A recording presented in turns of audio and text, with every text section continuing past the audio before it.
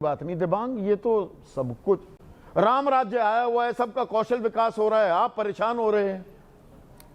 देखिए संदीप, ये बात जो आप कह रहे हैं वो बिल्कुल सही है कि आपने 2015 में घोषणा की कि 2022 तक 40 करोड़ युवाओं को आप ट्रेनिंग दे देंगे। तो बहुत अच्छी बात है।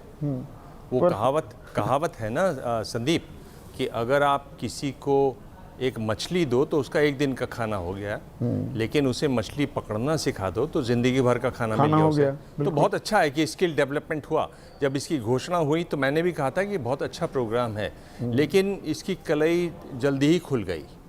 और उसमें क्या पाया गया कि जिस तरह की ट्रेनिंग हो रही है वो इंडस्ट्री की डिमांड से मैच नहीं करती। पहली बात वो तो कह रहे हैं यहाँ पर रोज दूसरी की बात, 72 घंटे से लेकर 600 घंटे तक के कोर्सेज हैं, लगातार कौशल विकास हो रहा है, लोगों का लाइव मॉनिटरिंग हो रही है अलग अलग सेंटर्स की। इसीलिए भागीदारी भी लोगों की कम हुई। वो तो जरूर कह रहे होंगे, मैं वहाँ नहीं जाना चाहता। और तीसरी बात, उस्ताद नहीं है, सिखाने वाले नहीं है ढंग के।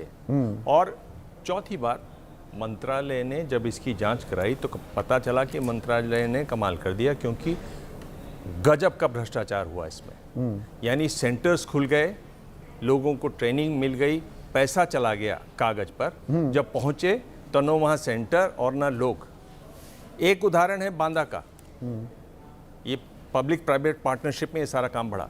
एक एनजीओ ने वहाँ पर, एनजीओ पहले से बनी हुई है, उन्होंने महिलाओं को ट्रेनिंग की बात की, सिलाई का काम सिखाने के लिए। 150 महिलाएं आ गईं, उनको देखने के लिए वहाँ इंस्पेक्टर भी आ गए। 2 महीने ठीक ठाक चला। जैसे इन इंस्पेक्टरों के पास महिलाओं के फोटो और आधार कार्ड आ गए, वो गायब हो गए। वो गायब हो गए। अच्छा। और बाद में एनजीओ ने जब देखा, क्योंकि बार बार उनको फोन आ रहे थे कि भाई कब खुलेगा, तो उन्होंने आरटीआई लगाई। आरटीआई से उनको पता चला कि 147 महिलाओं को तो सर्टिफिकेट भी मिल गए। अब हो गया उनका कौशल विकास, हो गया कौशल विकास। हाँ। क्यों आप परेशान हो रहे हैं इतना? लेकिन जब आंकड़ा आया तो मैं आपको जो आंकड़ा बता रहा हूं कि कितने लोगों का कौशल विकास हुआ, 2024 का जो मेरे पास आंकड़ा है वो है 1 करोड़ 48 लाख लोगों को वो कौशल विकास हुआ। हाँ। 40 करोड़ का वादा था, ये 2024 का आंकड़ा है। हाँ। और ये आपने कहा था 40 करोड़ हम 2022 तक कर देंगे। 2 साल बाद भी आप कहां पहुंचे?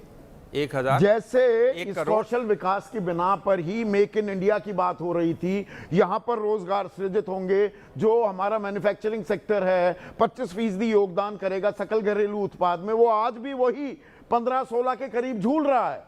बिल्कुल। 6 लाख एमएसएमई बंद हो गए हैं, उनकी कमर टूट गई तो नौकरियों पर तो तलवार लटकी हुई है। मेरे एक बहुत अच्छे मित्र हैं, चीन में उनकी फैक्ट्री है, यूरोप के लिए ब्लैंकेट्स बनाते हैं।